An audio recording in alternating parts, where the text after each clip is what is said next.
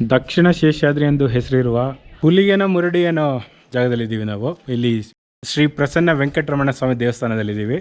ಇಲ್ಲಿನ ವಿಶೇಷತೆ ಏನಪ್ಪ ಅಂದರೆ 4 ಯುಗದಲ್ಲೂ ಪೂಜೆ ಆಗಿರುವಂಥ ದೇವರು. ಅಂದರೆ ತ್ರೇತಾಯುಗದಲ್ಲಿ ರಾಮನಿಂದನೂ ಪೂಜೆ ಆಗಿದೆ, ದ್ವಾಪರ ಯುಗದಲ್ಲಿ ಕೃಷ್ಣನಿಂದನೂ ಪೂಜೆ ಆಗಿದೆ, ಜೊತೆಗೆ ಅಗಸ್ತ್ಯ ಮುನಿ, ಮಾಂಡವ್ಯ ಮಹರ್ಷಿ ಇವರೆಲ್ಲ ಬಂದಿರುವಂಥ ಜಾಗ ಇದು. ಈ ದೇವಸ್ಥಾನದ ವಿಶೇಷತೆಯನ್ನು ಇಲ್ಲಿನ ಪ್ರಧಾನ ಅರ್ಚಕರಾದ ರಾಘವನವ್ರ ಜೊತೆ ನೋಡೋಣ ಬನ್ನಿ. ಇಲ್ಲಿಗೆ ಬಸ್ಸಲ್ಲಿ ತಲುಪೋ ಸ್ವಲ್ಪ ಕಷ್ಟ ಇದೆ. ಶನಿವಾರ ಮಾತ್ರ ಆಟೋ ವ್ಯವಸ್ಥೆ ಇದೆ. ಉಳಿದಿರೋ ದಿನ ಸ್ವಂತ ವೆಹಿಕಲ್ ಮಾಡ್ಕೊಂಬರ್ಬೇಕಾಗುತ್ತೆ. ಇಲ್ಲಿಗೆ ಹೇಗೆ ತಲುಪೋದಂತ ಇಲ್ಲಿ ಗೂಗಲ್ ಮ್ಯಾಪ್ ಲೊಕೇಶನ್ ನಾನು ಡಿಸ್ಕ್ರಿಪ್ಷನಲ್ಲಿ ಹಾಕಿರ್ತೀನಿ. ಇಲ್ಲಿನ ಸ್ಥಳ ಮಹಾತ್ಮೆ ಬಂದ್ಬಿಟ್ಟು ವರಾಹಸ್ವಾಮಿ ಪುರಾಣದಲ್ಲಿ ಬರುತ್ತೆ. ಹಿಂದೆ ಆದಿಶೇಷ ಅಂದರೆ ಸರ್ಪಾಗೂ, ವಾಯುದೇವ ಅಂದರೆ ಗಾಳಿಗೂ ಶಕ್ತಿಲಿ ಯಾರು ದೊಡ್ಡವರು ಅಂತ ಒಂದು ಪಂದ್ಯ ನಡೆದಾಗ ದೊಡ್ಡ ಪರ್ವತಕ್ಕೆ ಆದಿಶೇಷ ಸುತ್ಕೋತಾನೆ. ತನ್ನ ಕಟ್ಟನ್ನು ಬಿಡಿಸು ಅಂತ ಕೇಳಿದಾಗ ವಾಯುದೇವ ಜೋರಾಗಿ ಗಾಳಿ ಬೀಸ್ತಾರೆ. ಆದರೆ ಆ ಪರ್ವತನ ಸರ್ಪ ಬಿಡೋದಿಲ್ಲ. ಇನ್ನೊಂದು ಸರಿ ಜೋರಾಗಿ ಗಾಳಿ ಬೀಸಿದಾಗ ಪರ್ವತವೇ 2 ಹೋಳಾಗಿ ಭೂಮಿ ಮೇಲೆ ಬೀಳುತ್ತೆ. ಒಂದು ಉತ್ತರಕ್ಕೆ ಬೀಳುತ್ತೆ, ಒಂದು ದಕ್ಷಿಣಕ್ಕೆ ಬೀಳುತ್ತೆ. ಇದು ದಕ್ಷಿಣದಲ್ಲಿರೋದಕ್ಕೆ ದಕ್ಷಿಣ ಶೇಷಾದ್ರಿ ಅಂತ ಕರೀತಾರೆ. ಇದಕ್ಕೆ ಉತ್ತರದಲ್ಲಿರೋದು ತಿರುಪತಿ, ಅದು ಶೇಷಾದ್ರಿ. ಶೇಷಾದ್ರಿಗೆ ದಕ್ಷಿಣ ಭಾಗದಲ್ಲಿರೋದ್ರಿಂದ ಇದಕ್ಕೆ ದಕ್ಷಿಣ ಶೇಷಾದ್ರಿ ಅನ್ನೋ ಹೆಸರು ಬಂತು. ತಿರುಪತಿಗೆ ಹೋಗೋಕ್ಕಾಗದೇ ಇದ್ದವರು, ಅಲ್ಲಿ ಅರ್ಕೆ ತೀರ್ಸೋಕ್ಕಾಗದೇ ಇದ್ದವರು ಇಲ್ಲಿ ಬಂದು ತೀರಿಸಿದ್ರೆ ಅಲ್ಲಿಗೆ ಹೋದಷ್ಟೇ ಪುಣ್ಯ ಅಂತ. ಇನ್ನೊಂದು ಏನು ಅಂದರೆ, ದೂರದಿಂದ ಈ ಬೆಟ್ಟನ ನೋಡ್ತು ಅಂದರೆ ಸರ್ಪಾಕಾರದಲ್ಲಿ ಕಾಣುತ್ತೆ. ನೋಡೋಕ್ಕೆ ತುಂಬ ಚಿಕ್ಕ ಗುಡ್ಡದ ಥರ ಕಂಡ್ರೂ, ಆದರೆ ಹಿಂದಿನ ಕಾಲದಿಂದನೂ ಅಷ್ಟೇ ದೂರದಿಂದ ನೋಡೋದನ್ನ ಒಂದು ಪರ್ವತದ ಥರನೇ ಕಾಣುತ್ತೆ ಅಂತ ಹೇಳ್ತಾರೆ. ಜೊತೆಗೆ ದೂರದಿಂದ ನೋಡಿದ್ರೆ ಒಂದು ಸರ್ಪಾಕಾರದಲ್ಲಿ ಬೆಟ್ಟ ಕಾಣೋದು. ಒಂದು ಹಾವು ಹೇಗೆ ಮಲಗಿದ್ರೆ ಹೇಗೆ ಕಾಣುತ್ತೆ, ಎಡೆ ಎತ್ಕೊಂಡು ಮಲಗಿದ್ರೆ, ದೂರದಿಂದ ಅದನ್ನ ನೋಡ್ತು ಅಂದರೆ ಅದು ಸರ್ಪಾಕಾರದಲ್ಲೇ ಇರುತ್ತೆ ಅಂತ ಹೇಳ್ತಾರೆ. ಜೊತೆಗೆ ಇನ್ನೊಂದೇನು ಅಂತಂದರೆ, 4 ಯುಗಗಳಲ್ಲಿ 4 ಬೇರೆ ಬೇರೆ ಹೆಸರಲ್ಲಿ ದೇವರನ್ನ ಪೂಜೆ ಮಾಡ್ಕೊಂಡು ಬಂದಿದ್ದಾರೆ. ದೇವಸ್ಥಾನಕ್ಕೆ ಬೆಟ್ಟಕ್ಕೇ 4 ಯುಗದಲ್ಲಿ ಬೇರೆ ಬೇರೆ ಹೆಸರಿತ್ತು. ಮೊದಲು ಶೇಷಾದ್ರಿ, ಕನಕಾದ್ರಿ, ವೆಂಕಟಾದ್ರಿ, ಈಗ ಕಲಿಯುಗದಲ್ಲಿ ವ್ಯಾಘ್ರಾದ್ರಿ ಅಂತ. ಹುಲುಗಿನ ಮುರುಡಿ ಅಂದರೆ ಹಿಂದೆ ದಟ್ಟವಾದ ಕಾಡಾಗಿತ್ತಂತೆ. ಹುಲಿಗಳು ವಾಸ ಮಾಡ್ತಿದ್ರಿಂದ ಈ ಜಾಗಕ್ಕೆ ಹುಲುಗಿನ ಮರಡಿ ಅನ್ನೋ ಹೆಸರು ಬಂತು. ಮರಡಿ ಅಂದರೆ ಹಳೆ ಕನ್ನಡದಲ್ಲಿ ಬೆಟ್ಟ ಗುಡ್ಡ ಅನ್ನೋ ಅರ್ಥ ಬರುತ್ತೆ. ಹುಲಿಗಳು ವಾಸ ಮಾಡ್ತಿದ್ರಿಂದ ಆ ಬೆಟ್ಟಕ್ಕೆ ಹುಲುಗಿನ ಮರಡಿ ಅನ್ನೋ ಹೆಸರು ಬಂತು. ಆದರೆ ಕಾಲಕ್ರಮೇಣ ಬಾಯಿಂದ ಬಾಯಿಗೆ ಹೆಸರು ಹೋಗ್ತಾ ಹುಲುಗಿನ ಮರಡಿ ಹೇಳ್ತಾ ಹುಲುಗಿನ ಮುರುಡಿ ಆಗಿದೆ. ಈ ದೇವ್ರನ್ನ ಇಲ್ಲಿ ಪ್ರತಿಷ್ಠಾಪನೆ ಮಾಡಿರೋದು ಮಾಂಡವ್ಯ ಮಹರ್ಷಿಗಳು. ವರಾಹ ಪುರಾಣದಲ್ಲಿ ಏನು ಹೇಳ್ತಾರೆ ಅಂತಂದರೆ, ಈ ಬೆಟ್ಟ ಇಲ್ಲಿ ಬಂದು ನೆಲೆಸೋಕ್ಕೆ, ಇಲ್ಲಿ ಬೆಟ್ಟದಲ್ಲಿ ಮಾಂಡವ ಮಹರ್ಷಿಗಳು ಬರೋಕ್ಕೆ, ಇಲ್ಲ ವ್ಯಾಘ್ರ ಅನ್ನೋ ಹಸುರ ಇಲ್ಲಿ ಬಂದು ಪ್ರಾಂತ್ಯದಲ್ಲಿ ಹಾಳಕ್ಕೆ ಒಂದು ಹಿಂದೆ ಪುರಾಣ ಉಂಟು. ಹೇಗೆ ಅಂತಂದರೆ, ಅಗಸ್ತ್ಯ ಮುನಿಗಳು ಹಿಂದೆ ಶಿವಪಾರ್ವತಿ ಕಲ್ಯಾಣ ಆಗಬೇಕಿತ್ತು. ಪಾರ್ವತಿ ಕಲ್ಯಾಣ ಆಗಬೇಕಾದ್ರೆ ಎಲ್ಲರೂ ಹಿಮಾಲಯದಲ್ಲಿ, ಕೈಲಾಸ ಇರೋದು ಹಿಮಾಲಯದಲ್ಲಿ, ಆದ್ದರಿಂದ ದೇವಾನುದೇವತೆಗಳು, ಋಷಿಗಳು, ಮುನಿಗಳು ಎಲ್ಲರೂ ಹಿಮಾಲಯದ ಕಡೆ ಅಂದರೆ ಕೈಲಾಸ ಪರ್ವತದ ಕಡೆ ಎಲ್ಲರೂ ಪ್ರಯಾಣ ಬೆಳೆಸ್ತಾರೆ. ಎಲ್ಲ ಒಂದು ಕಡೆ ಸೇರಿರ್ತಾರೆ. ಆದರೆ ಏನಾಗುತ್ತೆ ಅಂದರೆ, ಭೂಭಾರ ಒಂದು ಕಡೆಗೆ ವಾಲದಾಗ ಭಾರ ಜಾಸ್ತಿಯಾಗಿ ಉತ್ತರಕ್ಕೆ ಭೂಮಿ ವಾಲಕ್ಕೆ ಶುರು ಆಗುತ್ತೆ. ಆವಾಗ ಎಲ್ಲ ದೇವತೆಗಳೆಲ್ಲರೂ ತುಂಬ ಚಿಂತಾಕುಲರಾಗಿ, ಆಮೇಲೆ ಏನು ಮಾಡೋದು ಇವಾಗ, ಇದಕ್ಕೊಂದು ಪರಿಹಾರ ಬೇಕಲ್ಲ ಅಂತ ಹೇಳಿದಾಗ, ಅಲ್ಲಿದ್ದ ವಿಶ್ವಕರ್ಮ ಅಂದರೆ ದೇವಶಿಲ್ಪಿ ವಿಶ್ವಕರ್ಮ ನಮ್ಮ ಇಷ್ಟು ಜನಕ್ಕೂ ಸಮಾನರಾದ ಒಬ್ಬ ವ್ಯಕ್ತಿನ ದಕ್ಷಿಣದ ಕಡೆ ಕಳಿಸ್ತು ಅಂದರೆ ಆವಾಗ ಅದು ಬ್ಯಾಲೆನ್ಸ್ ಆಗುತ್ತೆ, ಅಂದರೆ ಒಂದು ಸಮತೋಲನಕ್ಕೆ ಬರುತ್ತೆ ಅಂತ ಹೇಳಿ ಯೋಚನೆ ಮಾಡಿ ಅಗಸ್ತ್ಯ ಮುನಿಗಳ ಹೆಸರನ್ನ ಅವರಿಗೆ ಎಲ್ಲರ ಮುಂದೆನೂ ವಿಶ್ವಕರ್ಮ ಹೇಳ್ತಾರೆ. ಆವಾಗ ಅಗಸ್ತ್ಯ ಮುನಿಗಳನ್ನ ಎಲ್ಲರೂ ಸಮಾಧಾನ ಪಡಿಸಿ ಅವ್ರನ್ನ ಈ ಕಡೆ ಕಳ್ಸೋಕ್ಕೆ ಇದು ಮಾಡ್ತಾರೆ. ಆವಾಗ ಅವರಿಬ್ಬರಿಗೂ ವಾಗ್ವಾದ ಆಗುತ್ತೆ. ಶಿವಪಾರ್ವತಿ ಕಲ್ಯಾಣ ನೋಡೋಕ್ಕೆ ನನಗೆ ನೀವು ಅವಕಾಶ ಕೊಡಲಿಲ್ಲ, ನಿಮ್ಮಿಂದ ಇದಾಯಿತು ಅಂತ ವಿಶ್ವಕರ್ಮನಿಗೂ ಮತ್ತು ಅಗಸ್ತ್ಯ ಮುನಿಗಳಿಗೂ ಅಲ್ಲಿ ಗಲಾಟೆ ಆಗುತ್ತೆ. ಅದಾದ ಮೇಲೆ ಸಮಾಧಾನ ಪಡಿಸಿ ಅಗಸ್ತ್ಯ ಮುನಿಗಳನ್ನ ಇಲ್ಲಿಗೆ ಬರಮಾಡುತ್ತಾ ಈ ಕಡೆ ಕಳಿಸ್ತಾರೆ. ಆವಾಗ ವಿಶ್ವಕರ್ಮ ಅವರಿಬ್ಬರಿಗೂ ಒಬ್ರಿಗೊಬ್ಬರು ಶಾಪ ಹಾಕೋತಾರೆ. ಅವ್ರಿಗೆ ವಿಶ್ವಕರ್ಮನಿಗೆ ಅಗಸ್ತ್ಯ ಮುನಿಗಳಿಗೆ ವಿಶ್ವಕರ್ಮ. ಆವಾಗ ಅವರ ವಿಶ್ವಕರ್ಮ ಏನಂತ ಶಾಪ ಕೊಟ್ಟಿರ್ತಾರೆ ಅಂದರೆ, ಅಗಸ್ತ್ಯ ಮುನಿಗಳು ಬಂದು ನಮ್ಮ ದ್ರಾವಿಡ ಭಾಷೆ ದ್ರಾವಿಡ ವೇದಕ್ಕೆ ಮೂಲ ಯಾರು ಅಂದರೆ ಅಗಸ್ತ್ಯ ಮುನಿಗಳು. ಆ ಅಗಸ್ತ್ಯ ಮುನಿಗಳೇ ದ್ರಾವಿಡ ಭಾಷೆನ ದ್ರಾವಿಡ ವೇದನ ಕಂಡಿಡ್ದಿದ್ದು. ಆವಾಗ ಅವರು ವಿಶ್ವಕರ್ಮ, ನೀವು ಕಂಡಿಡ್ದಂಥ ದ್ರಾವಿಡ ಭಾಷೆ ದ್ರಾವಿಡ ವೇದ ನಾಶ ಆಗೋಗಲಿ, ಮುಂದಕ್ಕೆ ಬರಬಾರ್ದು ಅಂತ ಶಾಪ ಹಾಕ್ತಾರೆ. ಆವಾಗ ತುಂಬ ಚಿಂತೆ ಆಗುತ್ತೆ ಅಗಸ್ತ್ಯ ಮುನಿಗಳಿಗೆ. ಅದೇ ಇದ್ರವಾಗಿ ಯೋಚನೆ ಮಾಡಿಕೊಂಡು ಮುಂದಕ್ಕೆ ಬರ್ತಾರೆ. ವಿಂಧ್ಯ ಪರ್ವತದ ಹತ್ರ ಬರ್ತಾರೆ. ಅಲ್ಲಿಂದ ವಿಂಧ್ಯ ಪರ್ವತದಿಂದ ಮುಂದೆ ಬಂದಾಗ ಈ ಪ್ರಾಂತ್ಯಕ್ಕೆ ಬರ್ತಾರೆ. ಈ ಪ್ರಾಂತ್ಯಕ್ಕೆ ಬಂದಾಗ ಇಲ್ಲಿ ದೇವರನ್ನ ಕೂತು ಸ್ಮರಣೆ ಮಾಡಿ ಅವ್ರಿಗೆ ತಪಸ್ ಮಾಡೋಕ್ಕೆ ಶುರು ಮಾಡ್ತಾರೆ. ಆ ಕಾಲದಲ್ಲಿ ಇಲ್ಲಿ ವ್ಯಾಘ್ರ ಅನ್ನೋ ಹಸುರ ಇಲ್ಲಿ ಈ ಪ್ರಾಂತ್ಯನ ಆಳ್ತಾ ಇದ್ದ. ಆ ವ್ಯಾಘ್ರ ಅನ್ನೋ ಅಸುರ ಅವ್ರನ್ನ ತೊಂದರೆ ಕೊಡ್ತಾನೆ.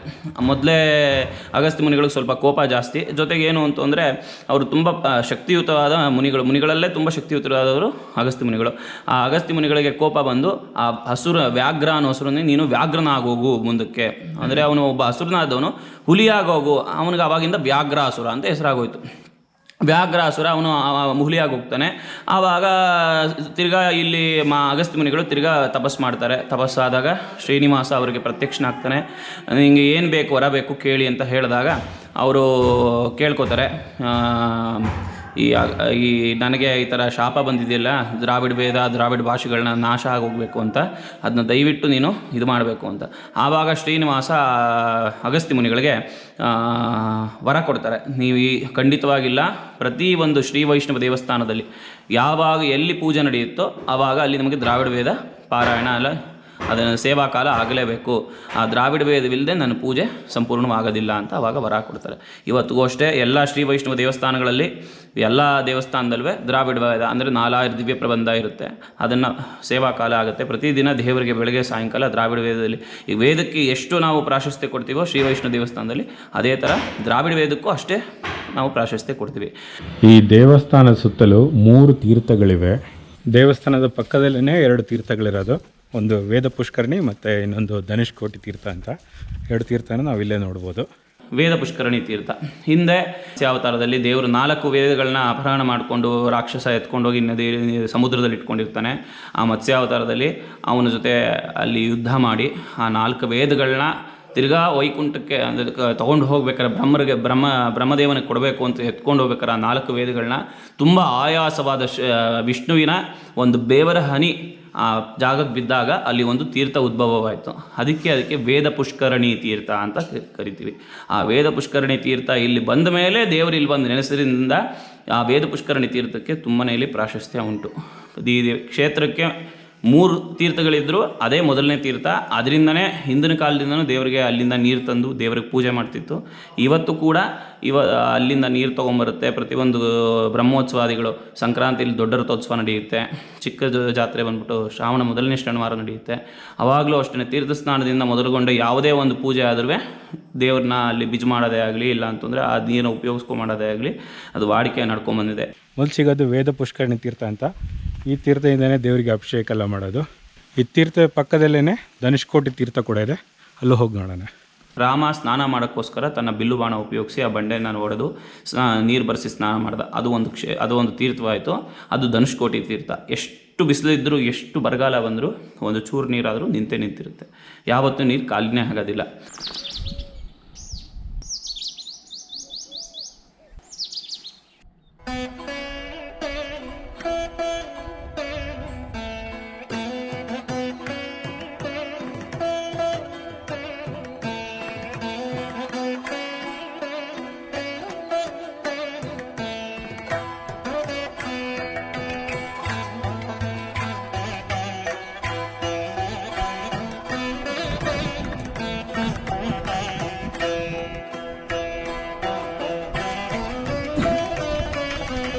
ಇನ್ನೊಂದು ವೈಕುಂಠ ತೀರ್ಥ. ಅದು ದೇವಸ್ಥಾನದ ಈಶಾನ್ಯ ದಿಕ್ಭಾಗದಲ್ಲಿದೆ. ಆ ವೈಕುಂಠ ತೀರ್ಥನೂ ತುಂಬ ಹಿಂದಿನ ಕಾಲದಿಂದ ನಡೆದಿದೆ. ಅಲ್ಲೇ ಆ ಮಾಂಡವ ಮಹರ್ಷಿಗಳಿಗೆ ಶ್ರೀನಿವಾಸ ಪ್ರತ್ಯಕ್ಷನಾಗಿ ವ್ಯಾಘ್ರನ ಹಸುರನ್ನ ಸಂಹಾರ ಮಾಡಿದ ಜಾಗ. ಅದರಿಂದ ಅದು ಒಂದು ತೀರ್ಥಗಳಲ್ಲಿ ಪ್ರಮುಖ ತೀರ್ಥ. ಅದರಲ್ಲಿ ಸ್ನಾನ ಮಾಡ್ತು ಅಂತಂದರೆ ವೈಕುಂಠ ಪ್ರಾಪ್ತಿ ಆಗುತ್ತೆ ಅನ್ನೋದು, ವೈಕುಂಠಕ್ಕೆ ಮುಕ್ತಿ ಪ್ರಾಪ್ತಿ ಆಗುತ್ತೆ ಅನ್ನೋದೊಂದು ಹಿಂದಿನಿಂದ ವಾಡಿಕೆ. ದೊಡ್ಡ ಬಂಡೆ, ಅದ್ರ ಪಕ್ಕದಲ್ಲಿ ಒಂದು ಕಾಲ್ದಾರಿ ಹೋಗುತ್ತೆ. ಅಲ್ಲಿ ಮರಗಳಿದೆ, ಮರಗಳ ಸಾಲ್ ಪಕ್ಕ ಒಂದು ಕಾಲ್ದಾರಿ ಹೋಗುತ್ತೆ. ಅಲ್ಲಿ ಒಂದು 50-100 ಹೆಜ್ಜೆ ಆಗ್ತದೆ. ಹಿಂದೆ ಮೊದಲೇ ಹೇಳಿದಾಗೆ ಪರ್ವತದಲ್ಲಿ ಯಾರಿಗೆ ವಾಯುದೇವರಿಗೂ ಮತ್ತು ಆದಿಶೇಷರಿಗೂ ಯಾರು ತುಂಬ ಶಕ್ತಿಯುತದಾದರು ಅಂತ ಒಂದು ಪಂದ್ಯ ನಡೆದಾಗ ದೊಡ್ಡ ಪರ್ವತಕ್ಕೆ ಆದಿಶೇಷ ಸುತ್ಕೋತಾನೆ. ಜೊತೆಗೆ ಆವಾಗ ವಾಯುದೇವರು ಗಾಳಿ ಬೀಸಿದಾಗ ಆ ಸರ್ಪ ತಾನು ಸೋಲು ಒಪ್ಪಿಕೊಂಡು ಆ ಗಾಳಿನ ತಡೆಯೋಕ್ಕಾಗದೆ ಬಿಟ್ಟುಬಿಡುತ್ತೆ. ಆವಾಗ ವಾಯುದೇವರು ಗೆಲ್ತಾರೆ. ವಾಯುದೇವರು ಗೆದ್ದಾಗ ವಾಯುದೇವರು ಅಲ್ಲೋಗಿ ತಪಸ್ಸು ಮಾಡ್ತಾರೆ. ಎಲ್ಲಿ? ತಿರುಪತಿಯಲ್ಲಿ ಹೋಗಿ ತಪಸ್ಸು. 2 ಭಾಗ ಆಗಿರುತ್ತಲ್ಲ, ದೊಡ್ಡ ಭಾಗ ಬಂದ್ಬಿಟ್ಟು ತಿರುಪತಿ, ಅದು ಶೇಷಾದ್ರಿ. ಆ ಶೇಷಾದ್ರಿಲಿ ಹೋಗಿ ತಪಸ್ಸು ಮಾಡಿದಾಗ ವಾಯುದೇವರಿಗೆ ದೇವರು ಪ್ರತ್ಯಕ್ಷರಾಗ್ತಾರೆ. ಆ ವಾಯುದೇವರಿಗೆ ಅಲ್ಲಿ ವರ ಸಿಗುತ್ತೆ. ಆವಾಗ ಶೇಷ ಅಂದರೆ ಸೋತಾದ ಶೇಷ ಬಂದು ಇಲ್ಲಿ ತಪಸ್ಸು ಮಾಡ್ತಾನೆ, ದಕ್ಷಿಣ ಶೇಷಾದ್ರಿಲಿ. ಆವಾಗ ತಪಸ್ಸು ಮಾಡಿದಾಗ ಶ್ರೀನಿವಾಸ ಇಲ್ಲಿ ಪ್ರತ್ಯಕ್ಷನಾಗ್ತಾನೆ. ಎಷ್ಟೋ ವರ್ಷಗಳ ಕಾಲ ತಪಸ್ಸು, ಸುಮಾರು ಕೋಟ್ಯಾಂತರ ವರ್ಷಗಳ ತಪಸ್ಸು ಮಾಡಿದ ಮೇಲೆ ಶೇಷನಿಗೆ, ಆದಿಶೇಷನಿಗೆ ದೇವರು ಪ್ರತ್ಯಕ್ಷನಾಗಿ ಏನು ಬೇಕು ನಿನಗೆ, ಏನು ವರ ಬೇಕು ಕೇಳಪ್ಪ ಅಂತ ಹೇಳಿದಾಗ ಆದಿಶೇಷ ಹೇಳ್ತಾನೆ, ನಾನು ಈ ಸೋಲನ್ನ ಒಪ್ಕೊಳ್ಳಬೇಕಾಗೋಯಿತು, ಆದರೆ ನನ್ನ ಶಕ್ತಿ ಏನು ಅಂತ ನಿನಗೆ ಗೊತ್ತು, ಆದರೆ ನನಗೆ ಈ ಥರ ಸೋಲಾಗಿ ತುಂಬ ನನಗೆ ಅನ್ಯಾಯ ಅನ್ನಿಸ್ತಾ ಇದೆ ಅಂತ ದೇವರ ಹತ್ರ ಹೇಳಿದಾಗ ದೇವರು ಹೇಳ್ತಾರೆ, ನೋಡಪ್ಪ, ನಿನಗಿಂತ ಶಕ್ತಿಯುತವಾದ ಇನ್ನೊಬ್ಬ ಈ ಪ್ರಪಂಚದಲ್ಲಿ ಯಾರೂ ಇಲ್ಲ. ಯಾಕಂದರೆ ಈ ಇಡೀ ಭೂಮಿನೇ, ಸಹಸ್ರ ಪಣಮಂಡಲನ್ನೇ ನಿನ್ನ ಮೇಲೆ ಹೊತ್ಕೊಂಡಿದೀಯ ನೀನು. ನಿನಗಿಂತ ಶಕ್ತಿಯುತವಾದವರು ಇನ್ಯಾರೂ ಇಲ್ಲವೇ ಇಲ್ಲ. ಅದರಿಂದ ನೀನೇ ಯಾವತ್ತಿಗೂ ಶಕ್ತಿಶಾಲಿ. ಜೊತೆಗೆ ನನ್ನ ಭಕ್ತವೃಂದ, ಈಗ ಮೊದಲು ನಾವು ಹೇಳ್ತೀವಿ ಅನಂತ ಗರುಡ ವಿಶ್ವಕ್ಸೇನಾದಿಗಳು ಅಂತ. ಅಂದರೆ ಈ ಭಕ್ತರು ಫಸ್ಟು ಬರೋದು ಭಾಗವತರಲ್ಲಿ ಇವ್ರುಗಳ ಹೆಸರುಗಳನ್ನೇ ನಾವು ಫಸ್ಟ್ ತೊಗೋತೀವಿ ಪರಿವಾರಗಳಲ್ಲಿ, ಶ್ರೀ ವಿಷ್ಣು ಪರಿವಾರದಲ್ಲಿ. ಅದೇ ಥರ ನಿನಗೆ ಯಾವತ್ತೂ ನೀನೇ ನನಗೆ ಅನಂತನೇ, ಅಂದರೆ ಆದಿಶೇಷ ನೀನೇ ನನಗೆ ಮೊದಲನೇ ಅವನು ಅಗ್ರಗಣ್ಯನಾದ ಭಾಗವತನ ಆಗ್ತೀಯಾ. ಅವಾಗಿಂದನೇ ಯಾವಾಗಲೂ ನಾವು ಯಾವಾಗಾದರೂ ಪರಿವಾರದ ಹೆಸರುಗಳನ್ನ ಹೇಳಿದಾಗ ಅನಂತ, ಗರುಡ, ವಿಶ್ವಕ್ಸೇನ. ಈಗ ಗರುಡ ದೇವ್ರನ್ನ ಹೊತ್ತರುವೆ ಅವ್ನಿಗೆ 2ನೇ ಸ್ಥಾನ. ಯಾಕಂತ ಅಂದರೆ ಆದಿಶೇಷನಿಗೆ ದೇವರು ಕೊಟ್ಟು ಬರ ಅದು. ವಿಶ್ವಕ್ಸೇನ ಬಂದ್ಬಿಟ್ಟು ದೇವರಿಗೆ ಸೇನಾಧಿಪತಿ. ಅವರಿಗೆಲ್ಲ ಎಲ್ಲರಿಗಿಂತನೂ ಫಸ್ಟು ಆದಿಶೇಷನಿಗೆ ಏನಕ್ಕೆ ಸ್ಥಾನ ಬಂತು ಅಂದರೆ ಈ ಕಾರಣದಿಂದನೇ, ಇಲ್ಲಿಂದನೇ ಅವನಿಗೆ ಆದಿಶೇಷನಿಗೆ ವರ ಸಿಕ್ಕಿದ್ದು. ಅವಾಗಿಂದನೇ ಮೊದಲು ಯಾವುದೇ ದೇವರಿಗೆ ಈಗ ಶ್ರೀ ವಿಷ್ಣು ಪರಿವಾರದಲ್ಲಿ ಮೊದಲನೇ ದೇವತೆ ಆಗಿದ್ದು ಆದಿಶೇಷ. ಆವಾಗಿಂದನೇ ಅನಂತ, ಗರುಡ, ವಿಶ್ವಕ್ಸೇನಾದಿಗಳು ಅಂತ ನಾವು ಹೇಳೋದು. ಆವಾಗ ಇಲ್ಲಿ ಶೇಷನಿಗೆ ವರ ಸಿಕ್ಕಿದ ಮೇಲೆ ಆಮೇಲೆ ಆವಾಗ ಶ್ರೀನಿವಾಸ ಇನ್ನೂ ಒಂದು ವರ ಕೊಡ್ತಾನೆ, ನೀನು ಯೋಚನೆ ಮಾಡಬೇಕಾಗಿಲ್ಲ, ನೀನು ಇಲ್ಲಿ ತಪಸ್ಸು ಮಾಡಿದ ಕಾರಣದಿಂದ ಮುಂದಕ್ಕೆ ಈ ದೇವಸ್ಥಾನ, ಈ ಜಾಗ, ಈ ಬೆಟ್ಟ ನಿನ್ನ ಹೆಸರಲ್ಲೇ ಒಂದು ಯುಗದಲ್ಲಿ ನಿನ್ನ ಹೆಸರಿಂದನೇ ಇದಾಗುತ್ತೆ, ಎಲ್ಲರಿಗೂ ಪ್ರಚಾರವಾಗುತ್ತೆ ಅಂತ. ಆ ಮೊದಲನೇ ಯುಗದಲ್ಲಿ, ಕೃತಯುಗದಲ್ಲಿ ಈ ಬೆಟ್ಟಕ್ಕೆ ಶೇಷಾದ್ರಿ ಅಂತಲೇ ಹೆಸರು. ಅದಾದ ಮೇಲೆ ಕನಕಾದ್ರಿ, ವೆಂಕಟಾದ್ರಿ, ವ್ಯಾಘ್ರಾದ್ರಿಯಿಂದ ಈಗ ವ್ಯಾಘ್ರ ಅನ್ನೋ ಹಸುರನ್ನ ಸಂಹಾರ ಮಾಡ್ತಾರೆ. ಆವಾಗ ತಿರ್ಗಾ ಆಮೇಲೆ ಇದು ನೆಕ್ಸ್ಟು ಇನ್ನೇನಾಗುತ್ತೆ ಅಂದರೆ ಅಗಸ್ತ್ಯ ಮುನಿಗಳು ಹೊರಟೋಗ್ತಾರೆ. ಅಗಸ್ತ್ಯ ಮುನಿಗಳು ಇಲ್ಲಿಂದ ಮುಗಿಸ್ಬಿಟ್ಟ ಮೇಲೆ ಇಲ್ಲಿಂದ ಮುಂದಕ್ಕೆ ತಮಿಳುನಾಡು ಸೈಡ್ಗೆ ಅವರು ಹೊರಟೋಗ್ತಾರೆ. ಅದಾದಮೇಲೆ ಮಾಂಡವ್ಯ ಮಹರ್ಷಿಗಳಿಗೆ ದೇವ್ರನ್ನ ಪ್ರತ್ಯಕ್ಷನ ಆಗಬೇಕು, ಅವನ್ನ ನಾವು ಒಲಿಸ್ಕೋಬೇಕು ಅನ್ನೋ ಒಂದು ಮನಸ್ಸು ಬಂದಾಗ ಶೇಷಾದ್ರಿ ಅಂದರೆ ತಿರುಪತಿಲಿ ಹೋಗಿ ಫಸ್ಟು ತಪಸ್ಸು ಮಾಡ್ತಾರೆ. ಶೇಷಾದ್ರಿಲಿ ಎಷ್ಟು ತಪಸ್ಸು ಮಾಡಿದ್ರು, ಎಷ್ಟು ವರ್ಷಗಳ ಕಾಲ ತಪಸ್ಸು ಮಾಡಿದ್ರು ಮಾಂಡವ್ಯ ಮಹರ್ಷಿಗಳಿಗೆ ದೇವರು ಪ್ರತ್ಯಕ್ಷನ ಆಗದೇ ಇದ್ದ ಕಾರಣ ಆವಾಗ ಒಬ್ಬ ವೃದ್ಧ ಬ್ರಾಹ್ಮಣ ವೇಷದಲ್ಲಿ ಶ್ರೀನಿವಾಸ ಅವ್ರಿಗೆ ಬಂದು ಹೇಳ್ತಾನೆ, ನೋಡಪ್ಪ, ನೀನಿಲ್ಲಿ ಎಷ್ಟು ತಪಸ್ಸು ಮಾಡಿದ್ರು ಪ್ರಯೋಜನ ಇಲ್ಲ, ದಕ್ಷಿಣ ಶೇಷಾದ್ರಿ ಅಂತ ಒಂದು ಜಾಗ ಇದೆ, ಆ ಜಾಗದಲ್ಲಿ ಹೋಗಿ ತಪಸ್ಸು ಮಾಡು, ಶ್ರೀನಿವಾಸ ನಿನಗೆ ಬಂದು ಪ್ರತ್ಯಕ್ಷನಾಗ್ತಾನೆ ಅಂತ. ಸರಿ, ಅದಾದ ಮೇಲೆ ಅವರು ಮೊದಲೇ ಋಷಿಶ್ರೇಷ್ಠರು ಮಾಂಡವ್ಯರು, ಅವ್ರಿಗೆ ಗೊತ್ತಾಗತ್ತೆ ಬಂದು ಮಾತಾಡಿದ್ದು ಶ್ರೀನಿವಾಸನೇ ಅಂತ. ಅವರ ಹೇಳಿದ ಅನುಸಾರವಾಗಿ ಮಾಂಡವ್ಯ ಮಹರ್ಷಿಗಳು ಇಲ್ಲಿ ಬಂದು ತಪಸ್ಸು ಮಾಡ್ತಾರೆ. ತಪಸ್ಸು ಮಾಡಿದಾಗ ಶ್ರೀನಿವಾಸ ಅವರು ಪ್ರತ್ಯಕ್ಷನಾಗ್ತಾನೆ. ತಪಸ್ಸು ಮಾಡಿ ಶ್ರೀನಿವಾಸ ಪ್ರತ್ಯಕ್ಷನಾದಾಗ ಕೇಳ್ತಾರೆ ಅವ್ರಿಗೆ, ನಿಮಗೆ ಏನು ವರ ಬೇಕು ಅಂತ ಕೇಳಿದಾಗ ಶ್ರೀನಿವಾಸ ದೇವರಿಗೆ ಮಾಂಡವ್ಯ ಮಹರ್ಷಿಗಳು ಹೇಳ್ತಾರೆ, ನೀನು ವೈಕುಂಠದಲ್ಲಿ ಶ್ರೀದೇವಿ ಭೂದೇವಿ ಸಮೇತನಾಗಿ ಹೇಗೆ ನೆಲೆಸಿದೆಯೋ ಇಲ್ಲಿ ಅದೇ ಥರ ಬಂದು ನೆಲೆಸಬೇಕು ಅಂತ ಕೇಳ್ಕೊತಾರೆ. ಆವಾಗ ಮಾಂಡವ್ಯ ಶ್ರೀನಿವಾಸನು ಅದೇ ಅನುಸಾರವಾಗಿ ಶ್ರೀದೇವಿ ಭೂದೇವಿ ಸ್ವಯಮೇತವಾಗಿ ಇಲ್ಲಿ ಬಂದು ನೆಲೆಸ್ತಾನೆ. ಆ ಕಾಲದಲ್ಲಿ ಮಾಂಡವ್ಯ ಮಹರ್ಷಿಗಳು ಪಾಂಚರಾತ್ರ ಆಗಮ ಪ್ರಕಾರವಾಗಿ ಶ್ರೀನಿವಾಸ ಹೇಗೆ ಬಂದು ನಿಂತ್ಕೋತಾನೋ ಅದೇ ಥರ ಅದು ಸ್ವಯಂಭೂವಾಗಿ ಹಂಗೆ ನಿಂತ್ಬಿಡ್ತಾನೆ. ಅದೇ ಪ್ರಕಾರವಾಗಿ ಶ್ರೀದೇವಿ ಭೂದೇವಿ ಸಮೇತನಾಗಿ ಶ್ರೀನಿವಾಸನ ಮಾಂಡವ್ಯ ಮಹರ್ಷಿಗಳು ಇಲ್ಲಿ ಪ್ರತಿಷ್ಠಾಪನೆ ಮಾಡಿ ಪಾಂಚರಾತ್ರ ಆಗಮ ಪ್ರಕಾರವಾಗಿ ಬ್ರಹ್ಮಾದಿಗಳ ಮುಖಾಂತರ ಇಲ್ಲಿ ಮಾಂಡವ್ಯ ಮಹರ್ಷಿಗಳು ಪ್ರತಿಷ್ಠಾಪನೆ ಮಾಡಿಬಿಟ್ಟು ಸುಮಾರು ವರ್ಷಗಳ ಕಾಲ ಇಲ್ಲೇ ಅವರು ದೇವರ ಕೈಂಕರ್ಯ ಮಾಡ್ಕೊಂಡು ಹೋಗ್ತಾ ಇರ್ತಾರೆ. ಹಿಂಗೆ ಒಂದು ದಿನ ಮುಂದೆ ಇಲ್ಲಿ ವಿರಜ ತೀರ್ಥ, ವೈಕುಂಠ ತೀರ್ಥ ಅಂತ ಕರೀತಾರೆ. ಈ ದೇವಸ್ಥಾನದ ಈಶಾನ್ಯ ದಿಗ್ಭಾಗದಲ್ಲಿದೆ, ಅದು ಕಾಡು ಮಧ್ಯದಲ್ಲಿ. ಅಲ್ಲಿಂದ ನೀರು ತಂದು ದೇವರಿಗೆ ಪ್ರತಿದಿನ ಪೂಜೆ ಮಾಡೋ ವಾಡಿಕೆ ಅವರದು. ಪ್ರತಿದಿನ ಮಾಂಡವ್ಯ ಮಹರ್ಷಿಗಳು ಈ ಥರ ಮಾಡ್ಕೊಂಡು ಬರ್ತಾ ಇರ್ತಾರೆ.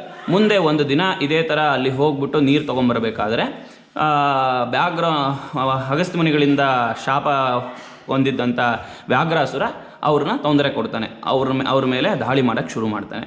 ಆಗ ದಾಳಿ ಮಾಡೋಕ್ಕೆ ಶುರು ಮಾಡಿದಾಗ ಶ್ರೀನಿವಾಸ ದೇವ್ರನ್ನ ಮಾಂಡವ್ಯ ಮಹರ್ಷಿಗಳು ಕೇಳ್ಕೊತಾರೆ, ನೋಡಪ್ಪ, ನನ್ನ ಬಂದು ನೀ ಕಾಪಾಡು ಅಂತ ಕೇಳ್ಕೊಂಡಾಗ ಅಶ್ವಾರೂಢನಾಗಿ ದೇವರು ಸಂಚಾರದಲ್ಲಿದ್ದಾಗ ಹೇಗೆ ಅಶ್ವದ ಮೇಲೆ ದೇವರು ಕೂತಿರ್ತಾನೋ ಅದೇ ಥರ ಅಶ್ವಾರೂಢನಾಗಿ ಶ್ರೀನಿವಾಸ ಅಲ್ಲಿ ಪ್ರತ್ಯಕ್ಷನಾಗಿ ಆ ವ್ಯಾಘ್ರಾಸುರನ ಜೊತೆ ಕದನ ಶುರು ಮಾಡ್ತಾರೆ. ಆ ವ್ಯಾಘ್ರಾಸುರನಿಗೆ ವಧೆ ಮಾಡಿದ ಮೇಲೆ ಆ ವ್ಯಾಘ್ರಾಸುರನಿಗೂ ಮುಕ್ತಿ ಕೊಡ್ತಾರೆ. ಆ ಮುಕ್ತಿ ಕೊಟ್ಟ ಮೇಲೆ ಅವನ ವಧೆ ಆದಮೇಲೆ ಆ ವ್ಯಾಘ್ರಾಸುರನಿಗೆ ಒಂದು ವರ ಕೊಡ್ತಾರೆ, ಅವನು ಕೇಳ್ಕೊತಾನೆ, ನಾ ಮಾಡಿದ ತಪ್ಪು, ಆದರೆ ಏನು ಮಾಡೋದು, ನನಗೆ ಒಂದು ಶಾಪದಿಂದ ನಾನು ಈ ಥರ ಅವ್ರಿಗೆ ತೊಂದರೆ ಕೊಡಬೇಕಾಗಿ ಬಂತು. ಇವಾಗ ನನಗೆ ಖಂಡಿತವಾಗಿ ನಿನ್ನಿಂದ ನನಗೆ ಮುಕ್ತಿ ಸಿಕ್ಕಿದೆ, ಆದರೆ ನನಗೊಂದು ಕೆಟ್ಟ ಹೆಸರು ಉಳ್ಕೊಂಬಿಡುತ್ತಲ್ಲ, ನಾನು ಈ ಥರ ತೊಂದರೆ ಕೊಟ್ಟೆ ಅಂತ. ಆವಾಗ ಶ್ರೀನಿವಾಸ ಅವ್ರಿಗೆ ವ್ಯಾಘ್ರಾಸುರನಿಗೆ ಒಂದು ವರ ಕೊಡ್ತಾರೆ, ಮುಂದೆ ಕಲಿಯುಗದಲ್ಲಿ ನಿನ್ನ ಹೆಸರಲ್ಲೇ ಈ ದೇವಸ್ಥಾನ, ಈಗ ದೇವಸ್ಥಾನ ಎಲ್ಲಿದೆ ಈ ಬೆಟ್ಟದಲ್ಲಿ, ಆ ಬೆಟ್ಟಕ್ಕೆ ನಿನ್ನ ಹೆಸರೇ ಬರುತ್ತೆ. ಅವಾಗಿಂದ ವ್ಯಾಘ್ರಾಚಲ ಅಂತ ಹೆಸರು ಈ ದೇವಸ್ಥಾನಕ್ಕೆ, ಈ ಬೆಟ್ಟಕ್ಕೆ ಬಂತು. ವ್ಯಾಘ್ರಾಚಲ ಅಂತ ಅಂದರೆ ಕನ್ನಡದಲ್ಲಿ ನಾವು ಅನುವಾದ ಮಾಡಿದಾಗ ಹುಲುಗುನು ಮುರುಡಿ, ವ್ಯಾಘ್ರ ಅಂದರೆ ಬಂದು ಹುಲಿ ಆಗುತ್ತೆ, ಅಚಲ ಅಂದರೆ ಬೆಟ್ಟ, ವ್ಯಾಘ್ರ ಇದ್ದು ಅಂತ ಬೆಟ್ಟಕ್ಕೆ ವ್ಯಾಘ್ರಾಚಲ. ಅದೇ ಥರ ಕನ್ನಡದಲ್ಲಿ ಅನುವಾದ ಮಾಡ್ತು ಅಂದರೆ ಹುಲಿಗಿನ ಮುರುಡಿ, ಮರಡಿ ಅಂದರೆ ಬೆಟ್ಟ ಗುಡ್ಡ, ಹುಲಿಗಳ ವಾಸ ಮಾಡೋ ಬೆಟ್ಟಕ್ಕೆ ಹುಲಿಗಿನ ಮರಡಿ ಅನ್ನೋ ಹೆಸರು ಬಂತು. ಇದು ಈ ದೇವಸ್ಥಾನದ ಮೇಲಿನ ಸ್ಥಳ ಮಹಾತ್ಮೆ. ಅದಾದ ಮೇಲೆ ಮುಂದೆ ಪಾಂಡವರು ಅರಗನ ಮನೆಯಲ್ಲಿ ಸಿಕ್ಕಾಕೊಂಡಿರ್ತಾರೆ. ಯಾವಾಗ ದುರ್ಯೋಧನ ಒಂದು ಅವನ ಇದರಿಂದ ಅರಗನ ಮನೆಯಲ್ಲಿ ಬೆಂಕಿಲಿ ಸಿಕ್ಕಾಕೊಂಡಿರ್ತಾರೆ. ಆವಾಗ ಒಂದು ಅಶರೀರವಾಣಿ ಅವರಿಗೆ ಹೇಳುತ್ತೆ, ನೀವು ಈ ಥರ ಇಲ್ಲಿಂದ ಫಸ್ಟು ಸೀದಾ ದಕ್ಷಿಣ ಶೇಷಾದ್ರಿಗೆ ಹೊಟ್ಟೋಗಿ ಅಲ್ಲಿ ನಿಮಗೆ ದೇವರು ಪ್ರತ್ಯಕ್ಷ ಆಗ್ತಾನೆ ಅಂತ. ತಕ್ಷಣ ಕುಂತಿ ಸಮೇತವಾಗಿ ಪಾಂಡವರು ಅಷ್ಟು ಜನನೂ ಇಲ್ಲಿಗೆ ಬರ್ತಾರೆ. ಇಲ್ಲಿ ಬಂದಾಗ ಶ್ರೀನಿವಾಸ ಇಲ್ಲಿ ಬಂದು ಶ್ರೀನಿವಾಸನ ಅವರು ಆರಾಧನೆ ಮಾಡಿದಾಗ ಶ್ರೀನಿವಾಸ ಪ್ರತ್ಯಕ್ಷನಾಗಿ, ನಿಮಗೆ ಇಲ್ಲಿ ಇನ್ನು ಮುಂದಕ್ಕೆ ವಿಜಯಶಾಲಿ ಆಗ್ತೀರಿ, ನಾನೇ ನಿಮಗೆ ಜೊತೆಲಿರ್ತೀನಿ, ಕೃಷ್ಣ ಪರಮಾತ್ಮನಾಗಿ ನಾನು ಜೊತೆಲಿರ್ತೀನಿ ಅಂತ ಅವಾಗ ಅವರಿಗೆ ವರ ಕೊಡ್ತಾರೆ. ಅದಕ್ಕೆ ಪಾಂಡವ ಭೀಷ್ಟಪ್ರದಾಯಕ ನಮಃ ಅಂತ ದೇವರಿಗೆ ನಾವು ಪೂಜೆ ಮಾಡಬೇಕಾದ್ರೆ ಅಷ್ಟೋತ್ತರದಲ್ಲಿ ಅದು ಒಂದು ಹೇಳ್ತೀವಿ. ಪಾಂಡವರಿಗೆ ರಕ್ಷಣೆ ಮಾಡ್ತಾರೆ. ಅದಾಗಿ ಮುಂದಕ್ಕೆ ರಾಮಾಯಣದಲ್ಲಿ ಬಂದಾಗ ಸೀತೆನ ರಾಮನ ಅಪಹರಣ ಮಾಡ್ಕೊಂಡು ಹೋಗಿರ್ತಾನೆ. ಅವನ್ನ ಹುಡ್ಕೊಂಡು ಸೀತಾನ ಹುಡ್ಕೊಂಡು ರಾಮ ಲಕ್ಷ್ಮಣರು ಇದೇ ಮಾರ್ಗವಾಗಿ ಕೆಳಗಡೆ ಹೋಗ್ತಾ ಇರ್ತಾರೆ. ಈ ಸ್ಥಳಕ್ಕೆ ಬಂದಾಗ ರಾಮರು ದೇವ್ರನ್ನ ನೋಡ್ತಾರೆ. ಆದರೆ ಸ್ನಾನ ಮಾಡೋಕ್ಕೆ ನೀರು ಎಲ್ಲೂ ಸಿಗೋದಿಲ್ಲ. ತನ್ನ ಬಿಲ್ಲು ಬಾಣ ಉಪಯೋಗಿಸಿ ಒಂದು ಬಂಡೆ ಹೊಡೆದು ಅಲ್ಲಿಂದ ನೀರು ಚುಮ್ಮಿಸಿ ಸ್ನಾನ ಮಾಡಿ ರಾಮ ಲಕ್ಷ್ಮಣರು ಶ್ರೀನಿವಾಸನ ವರ ಪಡಿತಾರೆ. ಶ್ರೀನಿವಾಸನ ಪೂಜೆ ಮಾಡಿದಾಗ ಶ್ರೀನಿವಾಸ ವರ ಕೊಡ್ತಾನೆ, ಮುಂದೆ ನೀವು ರಾವಣನ ಸಂಹಾರ ಮಾಡಿ ನಿಮಗೆ ವಿಜಯಾತ್ರೆ ಆಗುತ್ತೆ, ಮುಂದಕ್ಕೆ ವಿಜಯಶಾಲಿರಾಗ್ತೀರಿ ಅಂತ ಹೇಳಿದಾಗ ಇಲ್ಲಿಂದ ಮುಂದಕ್ಕೆ ಹೋಗ್ಬೇಕಾದ್ರೆ ಹಿಂಗೇನೆ ಮುಂದೆ ಹೋಯಿತು ಅಂದರೆ ಅಲ್ಲಿ ರಾಮ ಬೆಟ್ಟನೇ ಕೊರೆದ್ಬಿಟ್ಟು ಅಲ್ಲಿ ದಾರಿ ಮಾಡ್ಕೊಂಡು ಹೋಗಿದ್ದ ಜಾಗನೂ ಇದೆ. ಇಲ್ಲಿಗೆ ಬಂದಿದ್ದ ಅನ್ನೋದಕ್ಕೆ ಒಂದು ಪ್ರೂಫು. ಇಲ್ಲಿ ಮುಗಿಸ್ಕೊಂಡು ಇಲ್ಲಿ ಶ್ರೀನಿವಾಸನ ವರ ಪಡೆದೋಗಿ ಹೋಗಿ ರಾವಣನ ಸಂಹಾರ ಮಾಡಿ ಸೀತೆನ ತಿರ್ಗಾ ಅಯೋಧ್ಯೆ ಕರ್ಕೊಂಡ್ಬಂದ ಅನ್ನೋದು ಒಂದು ಇಲ್ಲಿನ ಪ್ರತೀತಿ. ಅಲ್ಲಿ ರಾಮಗಿಂಡಿ ಅಂತ, ಅಲ್ಲೇ ಶ್ರೀರಾಮ ಹೋಗುವಾಗ ಬೆಟ್ಟ ಕೊರೆದು ಹೋಗಿರುವಂಥ ಬೆಟ್ಟ ಇರೋದು. ಸದ್ಯಕ್ಕೆ ಕಾಣೋದಿಲ್ಲ, ಇಬ್ನಿ ಕಮ್ಮಿ ಇರುವಾಗ ಅದು ಬಿಸಿಲು ಆ ಕಡೆಗೆ ಬೀಳುವಾಗ ಸಂಜೆ ಹೊತ್ತು ಕ್ಲಿಯರಾಗಿ ಕಾಣುತ್ತಂತೆ. ಮೇಲೆಗೆ ಸ್ವಲ್ಪ ಬಿಸಿಲು ಚೆನ್ನಾಗಿದ್ರೆ ಊಟಿ ಪೂರ್ತಿ ಕಾಣುತ್ತೆ ಈ ಕಡೆಗೆ ನೀಲಗಿರಿ ಹಿಲ್ಸ್. ಅಂದರೆ ಅಲ್ಲಿ ಒಂದು ಬೆಟ್ಟದ ಹಿಂದೆ ಇರೋ ಬೆಟ್ಟದಲ್ಲಿ ಕೊರೆದಿರೋದು ರಾಮ. ಇಲ್ಲಿಂದ ಈ ಮುಖಾಂತರ ಇಲ್ಲಿಗೆ ಬಂದಿದ್ರು ಅನ್ನೋದಕ್ಕೆ ಅದೊಂದು ಪ್ರೂಫ್. ಇಲ್ಲಿಂದ ಬಂದು ಇಲ್ಲಿಂದ ಮುಂದೆ ಹೋಗಿದ್ದಾರೆ. ಶ್ರೀಲಂಕಕ್ಕೆ ಹೋಗೋರ ಅನ್ನೋದೊಂದು ಇದು. ಇಲ್ಲಿ ದೇವರ ದರ್ಶನದ ವೇಳೆ ಬೆಳಿಗ್ಗೆ 10ರಿಂದ ಸಂಜೆ 5:30ವರೆಗೂ. ಇದು ಮಕರ ಸಂಕ್ರಾಂತಿ ದೊಡ್ಡ ರಥೋತ್ಸವ ನಡೆಯುತ್ತೆ. ಚಿಕ್ಕ ರಥೋತ್ಸವ ಶ್ರಾವಣ ಶನಿವಾರ ಮೊದಲನೇ ವಾರ ನಡೆಯುತ್ತೆ. ಪ್ರತಿದಿನವೂ ಬೆಳಿಗ್ಗೆ 10:30 ಸಾಯಂಕಾಲ 5:00 ದೇವಸ್ಥಾನ ಓಪನ್ ಇರುತ್ತೆ. ಶನಿವಾರ ಪ್ರಸಾದ ವಿನಿಯೋಗ. ಸರ್, ಇದು ಈ ದೇವಸ್ಥಾನ ಬಂದು 500 ವರ್ಷಗಳ ಹಿಂದೆ ತೆರಕನಾಂಬಿ ಸೌಕರ್ ದಾಸಕೇಶವ ಶೆಟ್ಟಿ ಅನ್ನೋರು ಕಟ್ಟಿಸಿದ್ದು. ಇದು ನಮ್ಮ ದೇವರು ಬಂದು 4 ಯುಗಗಳಲ್ಲಿ 4 ಹೆಸರುಗಳಿಂದ ಪೂಜೆ ಮಾಡಿಸ್ಕೊಂಡು ಬಂದಿರೋಂಥದ್ದು. 4 ಯುಗ ಆಗಿದೆ ದೇವ್ರ ಪ್ರತಿಷ್ಠಾಪನೆ ಆಗಿ. ಮಾಂಡವ ಋಷಿಗಳು ಪ್ರತಿಷ್ಠಾಪನೆ ಮಾಡಿದ್ದು. ಇಲ್ಲಿ ಬಸ್ಸಲ್ಲಿ ಬರಬೇಕಂದ್ರೆ ಸರ್ ಬಸ್ ವ್ಯವಸ್ಥೆ ಇಲ್ಲ. ಅದು ಆಟೋ ಅಂದರೆ ತೆರಕನಾಂಬಿಯಿಂದ ಶನಿವಾರ ಆಟೋ ವ್ಯವಸ್ಥೆ ಇರುತ್ತೆ, ಆಟೋ ಸಿಗುತ್ತೆ. ಶನಿವಾರ ಮಾತ್ರ. ಇನ್ನು ಮಿಕ್ಕಿದ ದಿವಸ ಓನ್ ವೆಹಿಕಲ್ ಮಾಡ್ಕೊಂಡು ಬರಬೇಕು. ಕ್ರಾಸಿಂಗ್ ಕಷ್ಟ ಇದೆ ಅದಕ್ಕೆ.